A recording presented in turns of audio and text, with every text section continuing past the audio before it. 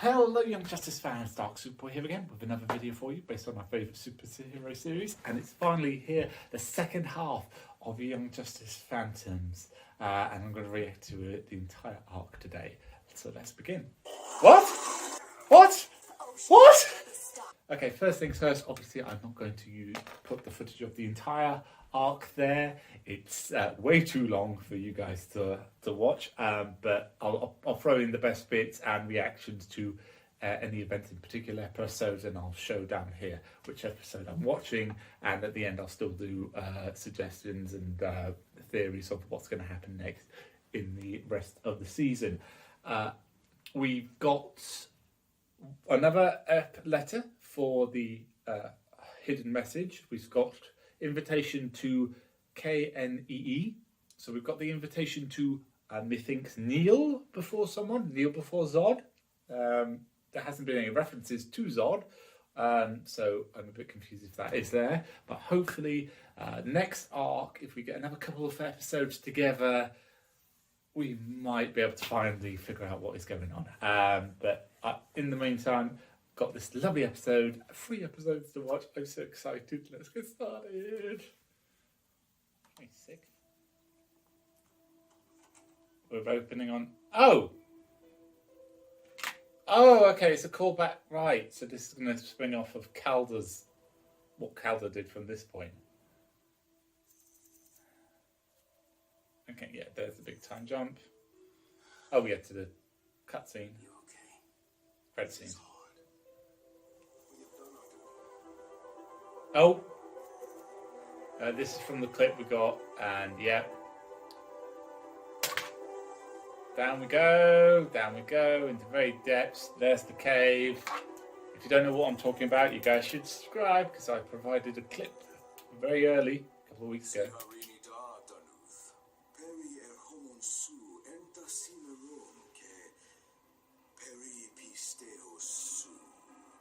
Oh, so many discussions of whether or not this is just like someone to take up the mantle. Because we saw his head get chopped off. I suppose the light could Lazarus pit him, but I'm just thinking it's just some other guy to continue on the role of the cult.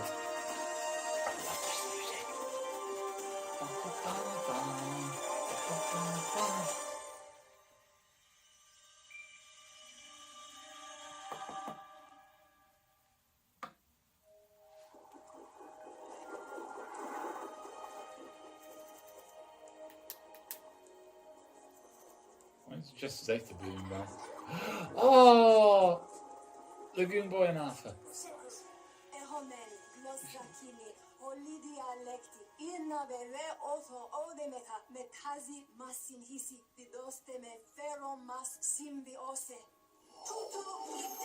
Symbiosis.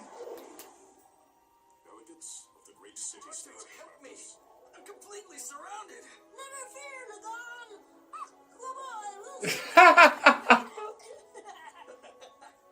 Neptune's beard, you saved me, Aquaboy. You're a hero. Hi. How'd it go? As expected. What? And as expected, you are going to be a wonderful father. Oh, wow. You'll do alright. Whoa. We appreciate you keeping an eye on the prince. He was keeping an eye on me. Aquaboy keeps his eyes on everyone. Oh, wow, straight off the bat, Connor. Okay.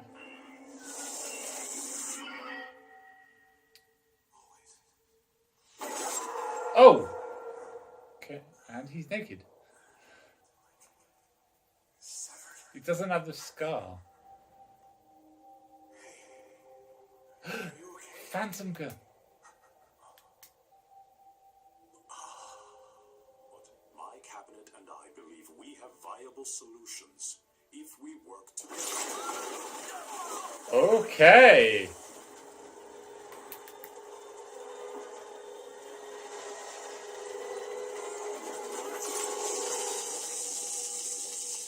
Whoa. Maybe we are. So he has a trident, and the light had a trident last.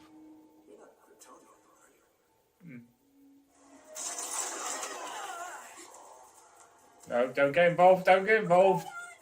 Coral, please! The baby! Ronan, it hurts. I must go to my husband. What?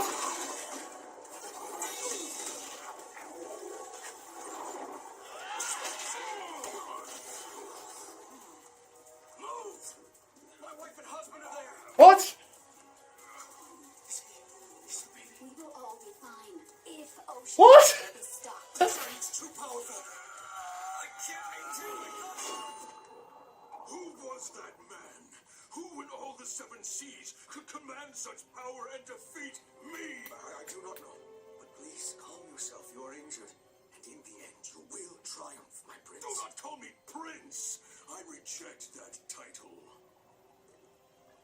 Now and forever, I am Orm, the Ocean Master. He got his head chopped off. What the heck's going on? Oh, okay, so before we go into the next episode, just a couple of feelings of what this one was like. It did feel a bit educational. They did like bring up religious equality, racial equality, climate change. It did seem like it was a lot of exposition to get in this episode. But I feel if that's what they need to continue the rest of the arc, that seems absolutely fine.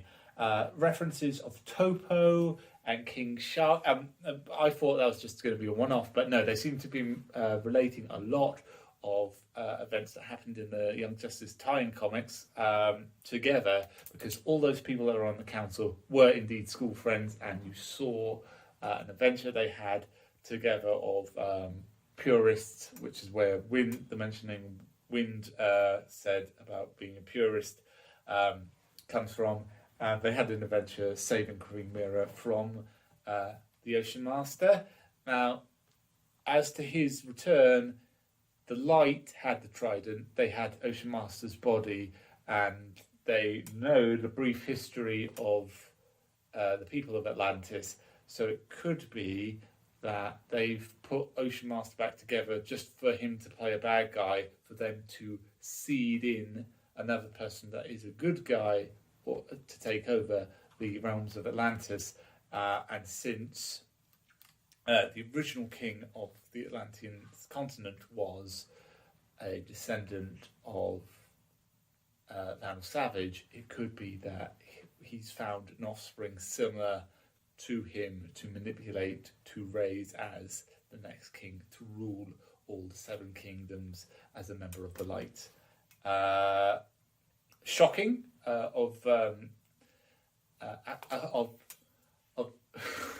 I still can't believe that Lagoon Boy had a wife and a husband at the same time. I mean, I'm not saying that's a problem, not at all, but that didn't see that coming.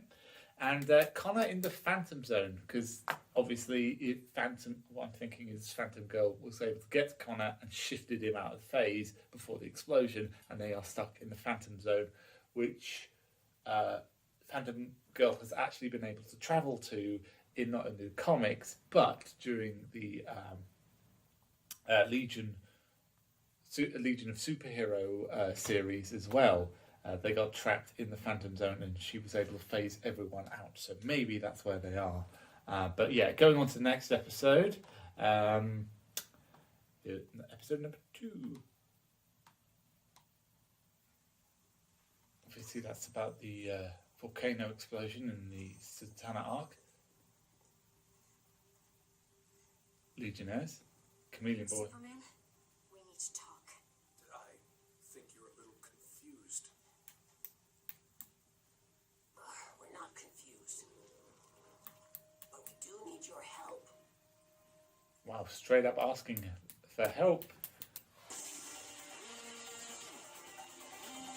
Well, there goes the whole stealth plan.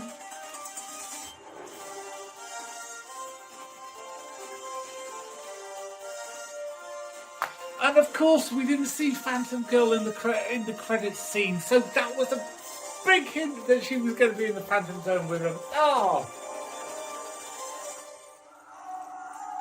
This is never gonna work! Oh!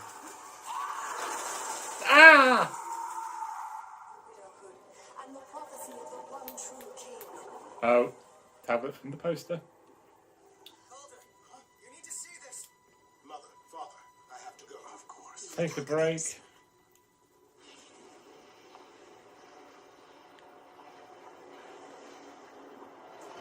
Oh! Magic!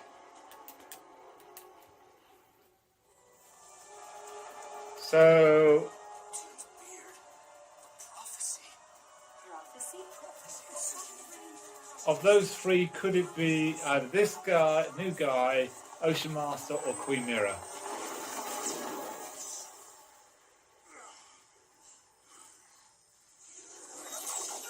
Oh yeah, that was figured.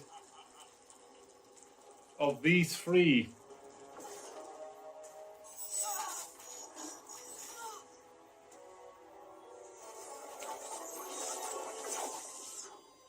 Always seems to be coming down the pike. Have Simon confirm that the Cybacks are all intact. Update the inventory, then seal this chamber, making certain I have the only key. And be quick about it. Our focus must turn to Project Threeness. As of now, it is our sole priority. okay. So Project Freeness could be referenced to the Free King prophecy. We've got 10 years from the day of that meeting. Again, the light are involved in this somehow with the resurrection of Ocean Master. So maybe they're trying to manipulate the prophecy coming to light. Whether or not the new guy is going to become the ruler of Atlantis on the side of the light, because that was Vandal Savage's intention. They still got to find the crown on the prophecy. Oh, so many questions. And time travel is finally becoming a key factor, like I've always said, thinking that Wally West has travelled into the future somehow and affected the timeline. But let's on to the next episode quickly. Aww, Bioship. Oh, Miss Nash is back. To welcome baby to our hive. Oh, Forrest's graduating. Bioship very, very much. Aww. But Forager is happy that Bioship will graduate to a new life stage of rest and retirement on Mars. Forager knows Bioship wished for such. How is making more stew? Started off on the fields this episode. You can do this with your eyes closed. But don't close your eyes for real, because you might miss and fall forever through a terrifying abyss. I might miss anyway. It's a long way to jump. Dude, we'll make it. We'll make it together. But what's the point? Look at us. Okay, sure. We're dead. Ghosts, phantom spirits, whatever. But I don't think we're in heaven or in hell. We're in some kind of purgatory, so we have to keep moving. Climb the mountain, leap the chasm, pass the test, and prove ourselves worthy. Only way to reach our final destination. It's a long way to jump. Always is. When it matters, it always will be. But we can do it. We just need a running start. Go, Wally!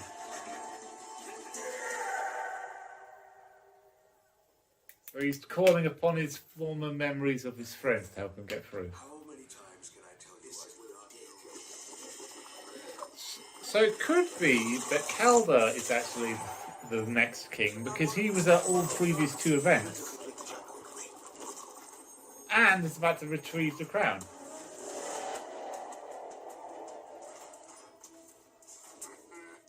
Will you look at this? A poor little goldfish has lost his way.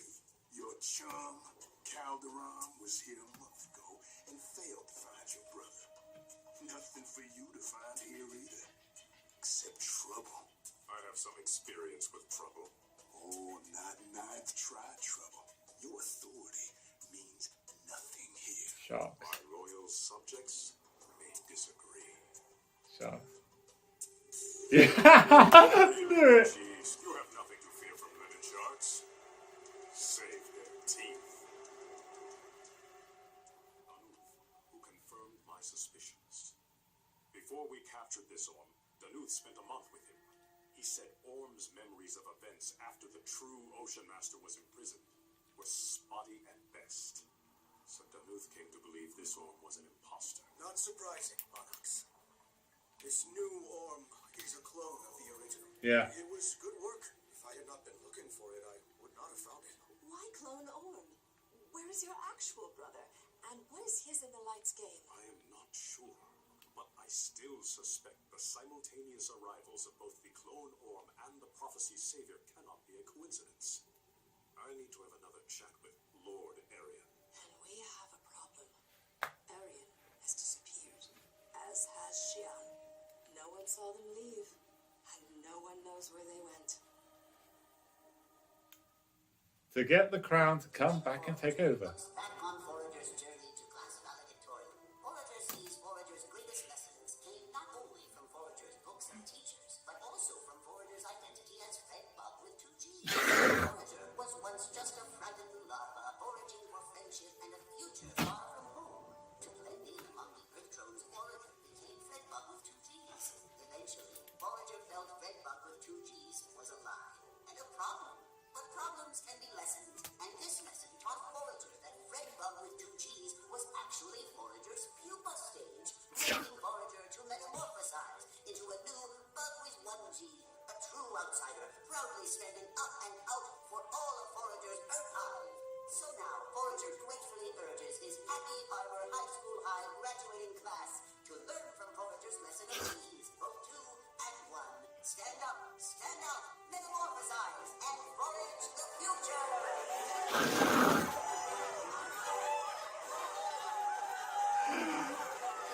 Oh. So there we go. That is the first 3 episodes of the second half of Young Justice Phantoms.